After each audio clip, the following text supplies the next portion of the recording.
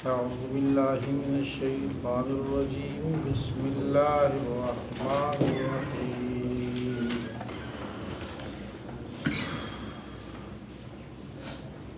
سورہ کہف آیت نمبر 21 سورہ کہف کل کے درس میں اصحاب کہف کے واقعہ ذکر تھا کہ چند جوان تھے اصحاب کہف کے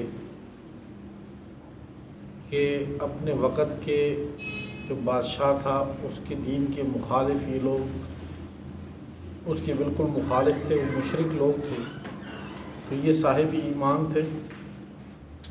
بادشاہ نے ان کو مہلت دی کہ تم ہماری بات مان لو، تو یہ لوگ وہاں سے آپس میں مشورہ کیا اور وہاں سے نکل گئے۔ جب ان کو تھکاوٹ لگی تو ایک غار میں پناہ لی، تو اس غار میں پناہ لینے کے بعد سو گئے، تو پھر یہ سوتے ہی رہے یہاں تک کہ 309 سال گزر گئے اس پہ۔ تو اس کے بعد وہاں جب یہ اٹھے آپس میں تذکرہ کیا کہ کتنا عرصہ میں اس غار میں ٹھہرے ہوں گے، تو ان کو ان صدیوں کا احساس نہ ہو سکا کہ اتنی صدیاں ہم نے اس غار میں گزاری ہیں، صرف انہوں نے کہا دن یا دن کا کچھ حصہ ہم نے یہاں پہ کچھ ٹھہرے ہوں گے۔ ایک بندے کو بھیجا کھانے کے لیے کہ بھوک لگی ہوئی ہے، کچھ کھانا لے آؤ۔ تو جب وہ بندہ گیا وہاں پہ بازار میں، تو پرانے سکے ان کو دیے، پرانے نوٹ، تو لوگ اکٹھے ہو گئے کہ یہ پرانے سکے کہاں سے آپ نے لے لیے، شاید کہ پرانا کوئی خزانہ تمہارے ہاتھ چڑھ گیا ہو۔ تو جب اس کو پوری صورتحال معلوم ہوئی تو انہوں نے اپنے باقی جو دوست تھے ان کے بارے میں اطلاع دی کہ باقی جب میں نے وہ غار میں اس وقت کا جو بادشاہ تھا، پہلے بھی تذکرہ ہوا کہ جس دور میں یہ لوگ اٹھے تھے اس میں ان لوگوں کا اختلاف تھا کہ اللہ تعالیٰ قیامت کے دن کیسے اٹھائیں گے۔ تو اللہ تعالیٰ نے ان لوگوں کو بطور نمونہ کے جگایا اور لوگوں کے سامنے ظاہر کیا ان کا معاملہ، تاکہ لوگوں کو اس بات کا علم ہو کہ جو اللہ تعالیٰ 300 سال کے بعد، 3 صدیوں کے بعد جگا سکتا ہے، وہ 3000 سال کے بعد بھی جگا سکتا ہے، دوبارہ قبروں سے بھی اٹھا سکتا ہے۔ اس کے لیے یہ معاملہ مشکل نہیں ہے۔ ظاہر بات ہے کہ ہمارے لیے تو 8 گھنٹے 10 گھنٹے کی نیند بھی لمبی ہو جاتی ہے، اور جو بندہ کومے میں چلا جاتا ہے تو 7 سال 8 سال 10 سال، بعض اوقات خبر آ جاتی کہ فلاں عورت یا فلاں مرد جو ہے فلاں ایکسیڈنٹ میں کومے میں چلا گیا تھا، تو 10 سال بعد، سال بعد، 2 سال بعد جاگا ہے۔ تو یہ حیرت کی خبر ہوتی ہے، لوگ اس کو سنتے ہیں، دیکھتے ہیں کہ بھئی وہ دنیا کو اب کس نظر سے دیکھ رہے ہیں، لوگ بھی اس کو دیکھتے ہیں کہ بھئی یہ عجیب ہے کہ یہ 10 سال بعد جاگا ہے۔ تو وہ ایک اس کی سانسیں چل رہی ہیں، وہ کومے میں ہے، بیماری کی کیفیت میں، لیکن یہ تو پوری 309 سال گزر گئے اور بغیر کسی اس کے اللہ تعالیٰ نے ان کو سلایا۔ اور یہاں پہ جو کوئی بندہ کومے میں ہوتا ہے تو اس کو آپ جو ہے نالیوں کے ذریعے خوراک بھی پہنچائی جا رہی ہوتی ہے، یہ نہیں اگر خوراک نہ دو تو مر جائے گا۔ بعض اوقات آکسیجن بھی جو ہے اس کو لگایا ہوتا ہے۔ یہاں تو اللہ تعالیٰ نے بغیر خوراک، بغیر کھائے پیے ان کو 309 سال تک جگایا۔ تو یہ گویا کہ جو قیامت کا جو نمونہ تھا اللہ تعالیٰ نے دنیا میں دکھایا کہ ہم اس کو جگا سکتے ہیں۔ آج بھی یہی آیات ہیں، اسی کے متعلق یہ واقعات ہیں۔ اور پھر جب یہ لوگوں پہ اطلاع ہوئی، اس کے بعد یہ لوگ جب فوت ہوئے، زیادہ عرصہ نہیں ٹھہرے تھے، جب یہ لوگ فوت ہو گئے تو لوگوں نے، چونکہ وہ معاملہ کہ بھئی اللہ کے نیک لوگ تھے، بزرگ لوگ تھے، ان کے اوپر کوئی یادگار ہم تعمیر کرتے ہیں، تو کچھ نے کہا کہ ان کے اوپر گنبد بناتے ہیں، کوئی ایسی عمارت بناتے ہیں تاکہ یہ ہم لوگوں کے لیے یادگار اور نشانی رہے۔ دوسرے لوگوں نے اس میں اختلاف کیا کہ ایسی نہیں بنانی چاہیے، بلکہ اس جگہ پہ مسجد بنا دینی چاہیے تاکہ مسجد جو ہے یہاں پر ہم اللہ کی عبادت کر سکے، اللہ کو یاد کر سکے۔ یہ اللہ کے برگزیدہ بندے تھے، بزرگ لوگ تھے، اولیاء تھے، تو چونکہ یہ بھی اللہ کی عبادت کرتے تھے، ان کے ساتھ جو معاملہ ہوا یہ بھی اللہ نے کیا، تو یہاں پر مسجد بنا دی جائے تاکہ ہم لوگ اللہ کی طرف رجوع کریں۔ تو مفسرین جب یہاں پہ پہنچتے ہیں تو یہاں پر ایک بحث لکھتے ہیں کہ بھئی قبروں کے اوپر جو گنبد ہے یا قبروں کو پختہ کرنا، تو اس کے اوپر جو ہے آپ صلی اللہ علیہ وسلم نے وہ صحیح بخاری کی صحیح مسلم کی احادیث کا ذکر یہاں کرتے ہیں کہ آپ صلی اللہ علیہ وسلم نے منع فرمایا ہے، اللہ کے پیارے محبوب نے، کہ قبروں کو آپ لوگ جو ہے پختہ نہ بناؤ اور نہ اس کے اوپر کوئی گنبد وغیرہ بناؤ کہ یہ پختہ ہو اور یہاں پر لوگوں کا رش بنے۔ جس وقت آپ صلی اللہ علیہ وسلم دنیا سے تشریف لے کے جا رہے تھے، مرض الوفات میں مبتلا تھے، تو یہ حدیث امام بخاری رحمۃ اللہ علیہ، امام مسلم رحمۃ اللہ علیہ دونوں نے لکھی ہے، متفق علیہ روایت ہے اس میں کہ آپ صلی اللہ علیہ وسلم کے چہرے اثر پہ کمبل تھا تو انہوں نے وہ ہٹایا اس بیماری کی کیفیت میں، اور یہ فرمایا کہ لعنت اللہ علی الیہود والنصارى اتخذوا قبور انبیائہم مساجدا، او کما قال رسول اللہ صلی اللہ علیہ وسلم، کہ اللہ تعالیٰ کی لعنت ہو یہود اور نصارہ پہ کہ انہوں نے انبیاء کی قبروں کو، جو بزرگان دین تھے، جو ان کے پیشوا تھے، رہنما تھے، جو انبیاء تھے، ان کی قبروں کو سجدگاہ بنا دیا کہ وہ وہاں جا کر سجدہ کرنے لگ گئے ان کو۔ انبیاء کی تعلیمات قطعاً ہرگز یہ نہیں تھی کہ آپ ان کی قبروں کو پختہ کریں، وہاں پر جو ہے رش بنائیں اور جا کر جو ہے انہی کو سجدہ کرنے، ان کو مانگنے لگ جائیں، انہی سے مانگنے لگ جائیں۔ نہ تو انبیاء کی تعلیمات ہیں اور نہ ہی بعد کے جو اولیاء کرام تھے، بعد کے جو نیک لوگ تھے، ان کی تعلیمات۔ وہ اللہ کے عاجز بندے ہوتے ہیں، مخلوق کو اللہ کی طرف بلا رہے ہوتے ہیں۔ کوئی اللہ کا ولی لوگوں کو اپنی طرف نہیں بلاتا کہ لوگ میری طرف آئے، میری ذات کی طرف کھینچ کے آ جائیں، بلکہ وہ اللہ کی طرف بلاتے ہیں۔ بعد کے لوگ انہی قبروں سے مانگنا شروع کر دیتے ہیں، انہی قبروں کے اوپر جو ہے ماتھے رگڑنا شروع کر دیتے ہیں، حالانکہ وہ اللہ کا تعارف لوگوں کو بتاتے ہیں، اپنا تعارف نہیں کرواتے لوگوں سے۔ خود اللہ کے پیارے محبوب صلی اللہ علیہ وسلم فرماتے ہیں، ان کے مفہوم ہے، جس وقت میں واقع معراج میں، جس وقت میں بیت المقدس کی طرف جا رہا تھا، تو میری نگاہ پڑی حضرت موسیٰ علیہ السلام کی قبر پہ کہ وہ اپنی قبر میں جس میں مثالی کے ساتھ نماز پڑھ رہے ہیں، اور بعد میں صحابہ کو یہ کہا کہ مجھے علم ہے کہ اس کی قبر کہاں پہ، لیکن میں بتانا نہیں چاہتا اس ڈر سے کہ ایسے نہ ہو کہ لوگ اس کو سجدہ گاہ بنا لیں، کہ وہاں پر جو ہے میرے زیارتی چیز شروع ہو جائیں، کہ وہاں پر شرک اور کفر کے اعمال شروع ہو جائیں۔ شیطان تو چاہتا یہ ہے کہ لوگ جو ہے اللہ سے ہٹ کے مخلوق کی طرف آ جائیں۔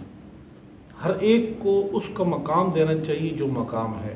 اللہ کے پیارے محبوب فرماتے ہیں، جس کا لا تطرونی کما اطرت النصارى او کما قال رسول اللہ صلی اللہ علیہ وسلم، کہ جو میرا مرتبہ اور مقام ہے، مجھ کو میرے اپنے مرتبے اور مقام سے بلند نہ کرو۔ جو اللہ نے مجھے مقام دیا ہے، مجھے اسی مقام پہ رہنے دو۔ ایسے نہ کرو جیسے کہ عیسائیوں نے حضرت عیسیٰ علیہ السلام کا مقام، جو شان تھی حضرت عیسیٰ علیہ السلام کی، اس سے اٹھا کے ان کو الوہیت کے درجے پہ لے گئے۔ ایسا نہ کرنا جیسے کہ عیسائیوں نے کی ہے حضرت عیسیٰ علیہ السلام کے ساتھ۔ تو جس طرح پیغمبر ہیں اور یہ اللہ کے معصوم لوگ تھے، یہ انبیاء، یہ مقدس ترین ہستی ہیں، اور پھر آپ صلی اللہ علیہ وسلم کی حیثیت، یہ تو اللہ کے بعد مقام ان کا ہے کہ بعد از خدا بزرگ توئی قصہ مختصر، یعنی کہ جتنی بھی اللہ کے پیارے حبیب کی تعریف اور ثنا بیان کی جائے، ان کی تعریف بیان کی جائے، وہ کم ہے۔ بس مختصراً یہ ہے کہ اللہ کے بعد مقام ان کا ہے، لیکن اس کے ساتھ ساتھ یہ بھی ذہن میں رکھنا چاہیے کہ وہ خدا نہیں ہے، خدائی صفات ان میں موجود نہیں ہے، بلکہ خود اللہ کے پیارے حبیب بھی اللہ کی بارگاہ میں ہی سجدہ اپنا ماتھا اللہ کے سامنے جو ہے عاجزی کے ساتھ جو ہے وہ رکھتے تھے، جس سے کہ اللہ نے پیچھے ہم نے پڑھ لی ہے، اللہ نے ذکر فرمایا کہ وَاعْبُدْ رَبَّكَ حَتَّىٰ يَأْتِيَكَ الْيَقِينُ۔ اللہ کے پیار اپنے نبی کو مخاطب کر کے کہا کہ آپ موت تک اللہ کی عبادت کرنا۔ تو جب نبی کے سے عبادات معاف نہیں ہیں، بلکہ نبی کی عبادات امت سے بڑھ کر ہو جاتی ہیں، جیسے پیچھے ہم نے پڑھا ہے اسی سورہ بنی اسرائیل میں، وَمِنَ اللَّيْلِ فَتَهَجَّدْ بِهِ نَافِلَةً لَكَ، کہ تہجد کی نماز آپ کے لیے اضافی ہے، اور امت اگر سوئی رہے گی تو آپ نہیں سوئیں گے۔ آپ رات کے حصے میں آپ اللہ کی عبادت کریں گے، اور امت کے لیے تہجد کی نماز فرض نہیں ہے، لیکن بعض علماء نے لکھا اللہ کے پیارے حبیب پر تہجد کی نماز بھی فرض تھی کہ آپ نے اٹھ کے اللہ کی طرف جو ہے رجوع کرنا ہے۔ تو جتنے لوگ نیک ہوتے ہیں برگزیدہ اولیاء کرام ہیں تو یہ اللہ کی طرف ان کی عبادت اور عاجزی اور زاری اور لوگوں سے زیادہ ہوتی ہے. یہ نہیں ہوتا کہ وہ عام لوگوں سے ہٹ کے لوگوں کی نمازیں معاف کرانا شروع کر دیں کہ انبیاء پر ایک چیز معاف ہے تو جی امت کرے گی لیکن انبیاء پر معاف ہے. ایسے نہیں ہوا. یا اولیاء پر معاف ہو گیا. آج کل کچھ لوگ کہتے ہیں جی ہم لوگ ایسے لوگ ہیں کہ جی جو اپنے مریدوں کی جو ہے وہ نمازیں معاف کرتے ہیں. پیروں کو خود معاف نہیں ہے, جو اولیاء ہیں ان کو معاف نہیں ہے, تو یہ اپنے مریدوں کو کیا معاف کریں گے. اور اگر کوئی اس قسم کی گفتگو کر رہا ہے تو یقیناً جو ہے اس کو شیطان کی طرف سے مغالطہ ہے. یہ نیک لوگوں کے نام پہ ان نیک لوگوں کو بدنام کیے جا رہا ہے کہ ان کی یہ تعلیمات نہیں ہیں. وَكَذَلِكَ أَعْثَرْنَا عَلَيْهِمْ, اسی طرح ہم نے لوگوں کو اطلاع دی ان پر, ہم نے خبر ان کی ظاہر کر دی. لِيَعْلَمُوا, تاکہ لوگ جان جائیں أَنَّ وَعْدَ اللَّهِ حق, کہ بے شک اللہ کا وعدہ بالکل سچا ہے. کون سا وعدہ؟ قیامت کا. وَأَنَّ السَّاعَةَ لَا رَيْبَ فِيهَا, اور بے شک قیامت اس کے آنے میں کوئی شک نہیں. لا ریب فیہا, اس میں کوئی شک نہیں.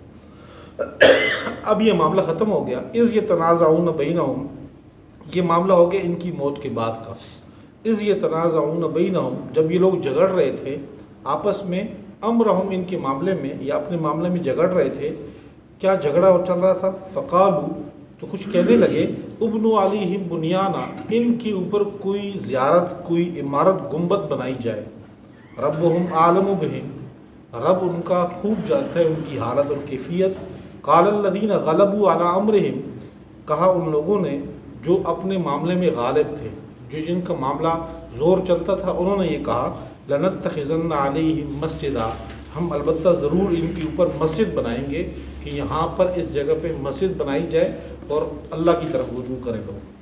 سیقولون ثلاثۃ رابعہم کلبہم, ان قریب لوگ کہیں گے کہ ثلاثۃ, کہ یہ بندے تین تھے, رابعہم کلبہم, چوتھا ان کا کتا تھا.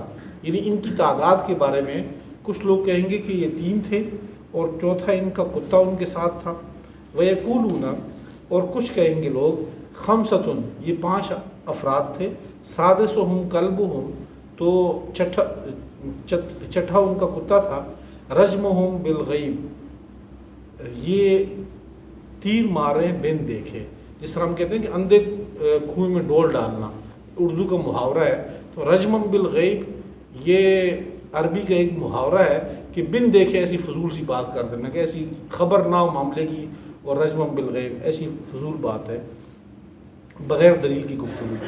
وَيَقُولُونَ سَبْعَةٌ وَثَامِنُهُمْ كَلْبُهُمْ, اور کچھ کہیں گے لوگ کہ یہ 7 تھے, 8واں ان کا کتا تھا. اس کے بعد جو ہے اللہ جل شانہ نے رجمم بالغیب کا لفظ نہیں فرمایا. تو حضرت عبداللہ ابن عباس رضی اللہ تعالیٰ عنہما فرماتے ہیں کہ ان کی اصل تعداد جو ہے وہ 7 تھی اور 8واں ان کا کتا تھا. قل کہہ دیجئے, ربی اعلم بعدتہم, کہ میرا رب خوب جانتا ہے ان کی تعداد کے بارے میں. ما یعلمہم الا قلیل, نہیں جانتے ان کے بارے میں الا قلیل, مگر بہت تھوڑے لوگ. یعنی بہت تھوڑے لوگوں کو ان کی اصل تعداد کا علم ہے کہ وہ کتنے تھے اور کیا معاملہ تھا. فلا تماری فیہم, پس نہ آپ بحث کریں ان کے بارے میں, الا مراء ظاہرا, مگر سرسری ظاہری طور پر. ان کے ساتھ لمبی چوڑی گفتگو ان کافروں سے کرنے کی ضرورت نہیں کہ ان کے بارے میں کتنے تھے کتنے نہیں تھے, تو سرسری گفتگو کر دی جائے ان سے. ولا تستفت فیہم منہم احدا, یعنی ان کی تعداد کوئی ایسی اہمیت والی چیز نہیں ہے کہ کوئی بندہ کہے کہ نہیں جی اتنا ہی ہو, اس میں کوئی دین کا مسئلہ موقوف ہے. ولا تستفت فیہم منہم احدا, اور نہ پوچھیں آپ ان سے ان کے بارے میں کسی ایک سے بھی, کسی سے بھی نہ پوچھیں, تو جو اللہ آپ کو بتا رہا ہے بس یہ ٹھیک ہے. ولا تقولن لشیء انی فاعل ذلک غدا, یہ وہ آیت ہے جس کے بارے میں ہم نے اس سورت کی شروع میں ذکر کیا تھا کہ مشرکین مکہ نے یہ 3 سوال کیے تھے آپ صلی اللہ علیہ وسلم سے. ان میں سے ایک سوال اصحاب کہف کے بارے میں تھا, ایک حضرت خضر حضرت موسیٰ علیہ السلام کی ملاقات کے بارے میں, ایک ذوالقرنین کے بارے میں. تو اللہ کے پیارے محبوب نے فرمایا تھا کہ میں نے آپ کو کل بتاؤں گا. تو ان کا ارادہ تھا کہ اللہ کی طرف سے وحی آئے گی تو میں ان کو بتا دوں گا. تو وہی کچھ دن مؤخر ہوئی اور پھر یہ آیتیں اس میں آئی ہیں کہ ولا تقولن لشیء انی فاعل ذلک غدا، آپ کسی چیز کے بارے میں ہرگز یہ نہ کہیں کہ میں یہ کام کل کرنے والا ہوں، الا ان یشاء اللہ، مگر جو اللہ چاہے. یعنی آپ آئندہ کے بارے میں، مستقبل کے بارے میں جب بھی کوئی گفتگو کریں تو آپ لفظ انشاء اللہ کہیں. اگر آپ نے کہیں جانا ہے، سفر کرنا ہے، مثال کے طور پر ہم نے ایک سفر کرنا کہ کل میں اسلام آباد جاؤں گا، ساتھ انشاءاللہ کا لفظ کہہ دیں کہ جی انشاءاللہ. یہ نہ ہو بندے کے پاس اسباب پورے ہوں، یہ بندہ کے فلاں چیز خریدنی ہے، میرے پاس جیب میں پیسے بھی ہیں، چیز بھی موجود ہے، اس کے باوجود جو ہے بندے کو انشاءاللہ کہنا چاہیے اسباب ہونے کے باوجود. الا ان شاء اللہ، مگر جو اللہ چاہے. وذکر ربک اذا نسیت، اور آپ اپنے رب کو یاد کریں جب بھول جائیں. یعنی اگر اس وقت نہ ہو تو بعد میں اللہ کو یاد کر لیں تب بھی ٹھیک. وقل عسا، اور کل کہہ دیجئے عسا ان یہدینی ربی، قریب ہے کہ میرا رب مجھے ہدایت دے دے، میری رہنمائی کر دے. اقرب من ھذا رشدا، اس میں سے جو سب سے بہترین صورت ہے اس کی طرف. اصحاب کہف کے بارے میں قریب ہے کہ اللہ تعالیٰ میری رہنمائی کر دے کہ معاملہ کیا ہوتا. وَلَبِثُوا فِي كَهْفِهِمْ، یہ اصحاب کہف ٹھہرے تھے فی کہفہم، اپنے غار میں.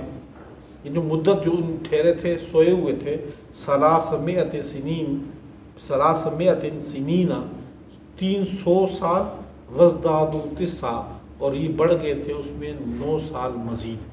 تو 309 سال یہ سوتے رہے وہاں پہ.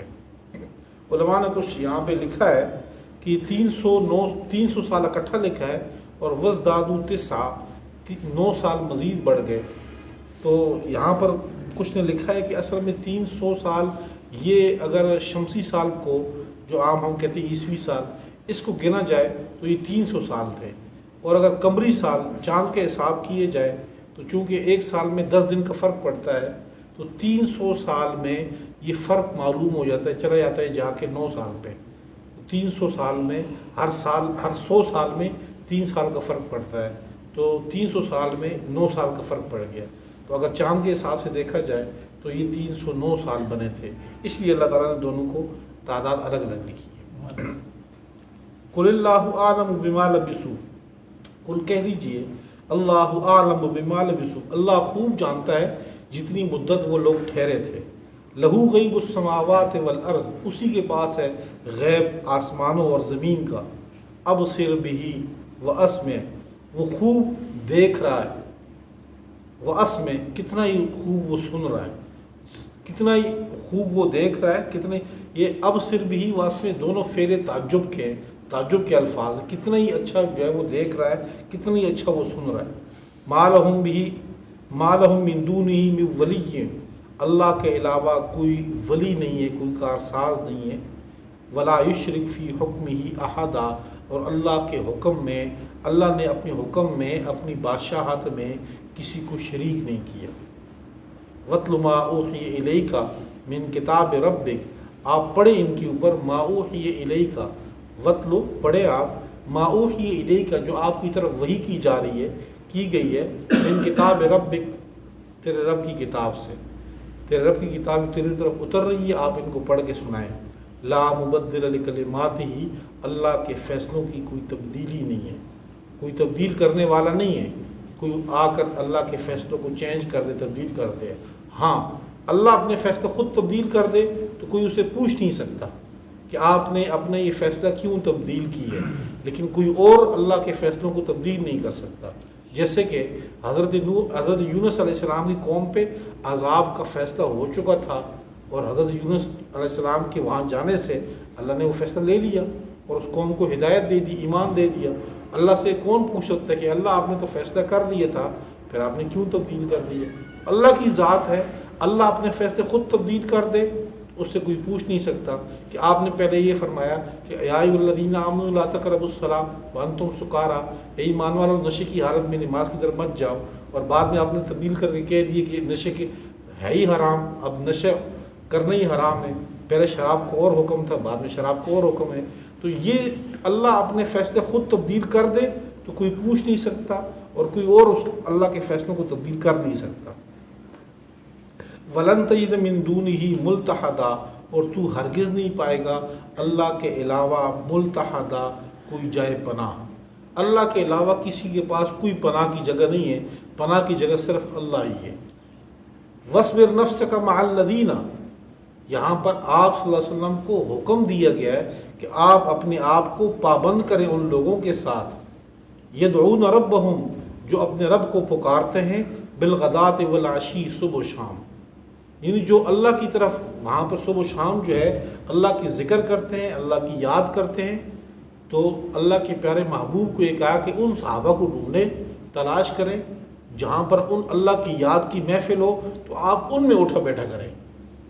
وَاصْبِرْ نَفْسَكَ، اپنے آپ کو آپ پابند کریں، صبر کریں، اپنے آپ کو پابند کریں ان لوگوں کے ساتھ، یدعون ربہم، جو اپنے رب کو پکارتے ہیں، بلاتے ہیں، بالغداۃ والعشی، صبح و شام، یریدون وجہہ، وہ اللہ ہی کی ذات کا ارادہ کرتے ہیں، یعنی خالص اللہ کے لیے ہی اللہ کو پکار رہے ہیں، کوئی اور ان کے غرض نہیں، ریا دکھلاوا کوئی غرض نہیں۔ ولا تعد عیناک عنہم، آپ اپنی آنکھیں ان سے نہ پھیریں، ان سے پھیر کے آپ دوسری طرف نہ جائیں، اس حال میں کہ ترید زینت الحیات الدنیا، حیات الدنیا، کہ آپ دنیا کی زیب و زینت کا ارادہ کر رہے ہو، کہ دنیا کی چاہت کر رہے ہو، ایسے نہ کریں۔ آپ ان صحابہ کے ساتھ بیٹھیں جو اللہ کو یاد کرتے ہیں۔ ولا تطع من اغفلنا قلبہ عن ذکرنا واتبع ہواہ وکان امرہ فرطا، آپ اطاعت نہ کریں ان لوگوں کی، اس شخص کی اطاعت نہ کیجئے کہ من اغفلنا قلبہ، جس کے دل کو ہم نے غافل کر دیا، عن ذکرنا، اپنی یاد سے۔ جو اللہ کے دل سے غافل لوگ ہیں ان کے ساتھ آپ اٹھے بیٹھے بھی نہیں، اور ان کے ساتھ ان کی اطاعت نہ کریں۔ واتبع ہواہ، اور یہ لوگ اپنی خواہشات کا وہ اتباع کرتا ہے، وکان امرہ فرطا، اور اس کا معاملہ حد سے گزرنے والا ہے۔ اب دیکھیں دنیا کا جو معاملہ ہے، تو یہ ہم لوگ دنیا کماتے ہیں، ٹھیک ہے، یہ اللہ کی طرف سے، اللہ کے پیارے محبوب کی سنت ہے دنیا بچوں کے لیے کمانا۔ اللہ ایک حدیث جس کا مفہوم ہے کہ جو بندہ صبح اٹھتا ہے اور وہ اپنے بچوں کے لیے رزق کماتا ہے، اس لیے کہ بچوں کا رزق ہو جائے، بیوی کا، بچوں کا، اہل و عیال کا، والدین کا، اس رزق کے لیے صبح سے جاتا ہے، تو فہو فی سبیل اللہ، یہ اللہ کے راستے میں ہے۔ وہ یہ کہ اللہ کے جو راستے کے جو بندہ جہاد کر رہا ہے، جو بندہ علم کے لیے جا رہا ہے، جو بندہ صبح اٹھ کے اپنی دکان کی طرف جا رہا ہے، فہو فی سبیل اللہ، وہ اللہ کے راستے میں ہے۔ تو دنیا ہم اتنی کمائے، دنیا کی طرف ہماری توجہ اتنی ہو جتنا ہم نے دنیا میں رہنا ہے، کمانا ہے، دنیا میں رہنا ہے، لیکن اپنے اوپر مسلط نہیں کرنا۔ ایسا نہ ہو کہ ہم جو ہے وہ نیند میں سوئے بھی ہوں تب بھی جو ہے نا وہ نعرے لگا رہے ہیں، جو ہے جو کنڈکٹر جو ہے سواریوں کو بلاتا ہے، سویا ہوتا ہے یا بے ہوش ہوتا ہے، تو وہ ادھر ہی ان کو بلا رہا ہوتا ہے۔ اور ایسا نہ ہو کہ موت ہماری آ جائے، تو موت کے وقت چونکہ انسان اپنے آپ میں نہیں ہوتا، تو موت کے وقت وہ اندر کی کیفیت سامنے آ رہی ہوتی ہے کہ دنیا کی جو ہے وہ دل میں جو اہمیت گھسی ہوتی ہے اندر، تو اسی وقت وہ آوازیں آ رہی ہوتی ہیں اس کے اندر سے۔ ایسی کیفیت نہ ہو۔ آپ دیکھیں کہ اب کوئی بندہ خوشبو والے کے پاس بیٹھے تو وہاں اس کو اگر خوشبو نہ بھی خریدے تو خود بخود خوشبو کے احساس اس کے بعد خوشبو سونگتا رہتا ہے۔ اور اگر بندہ کسی بٹی والے کے پاس، کسی لوہا جو وہاں پہ بنتا ہے وہاں پہ بیٹھے تھوڑی دیر کے لیے، تو وہاں سے لوہا نہ بھی خریدے تو وہ گرمی کا، دھوئیں کا اس کو احساس ہوتا رہتا ہے۔ تو بالکل ایسی کیفیت ہے، جو بندہ نیک لوگوں کے ساتھ بیٹھے وہاں پہ، تو وہاں پر اس کا دل خود بخود مائل ہونے لگ جاتا ہے نیکی کی طرف۔ وہاں اس کی وہ اگر آپ کو کچھ بھی نہ کہہ رہا ہو، وہ واضح نصیحت نہ کر رہا ہو، لیکن جب بندہ نیک لوگوں کی محفل میں بیٹھتا ہے تو قدرتی طور پر اس کے اثرات دل پہ پڑتے ہیں اور بندے کی کیفیت چینج ہوتی ہے۔ بندہ کہتا ہے کہ میں بھی جو ہے نیکی کی طرف جاؤں، وہ اس کا ذہن خود بخود چینج ہو جاتا ہے، وہ سوچ رہا ہوتا ہے اپنی زندگی کے بارے میں یا نماز کے بارے میں، ذکر کے بارے میں، خود اللہ کی طرف توجہ چلی جاتی ہے۔ اور جب بندہ کسی دنیا دار بندے کے پاس جاتا ہے، بیٹھتا ہے وہاں پہ، وہ آپ کو دنیا کی ترغیب نہ بھی دے تو خود بخود قدرتی بندہ دنیا کی طرف مشغول ہو جاتا ہے، وہ پیسوں کے بارے میں، ہر چیز اس کے بارے میں سوچنے شروع ہو جاتا ہے۔ تو یہ چیز کے اثرات پڑتے ہیں۔ اللہ فرما رہے ہیں، اللہ کے پیارے اپنے پیارے محبوب کو یہ فرمایا کہ آپ وَلَا تُطِعْ مَنْ أَغْفَلْنَا قَلْبَهُ عَنْ ذِكْرِنَا، جس کے دل کو ہم نے اپنی یاد سے غافل کر دیے، آپ ان کی اطاعت نہ کریں، نہ ان کے پاس اٹھے بیٹھے۔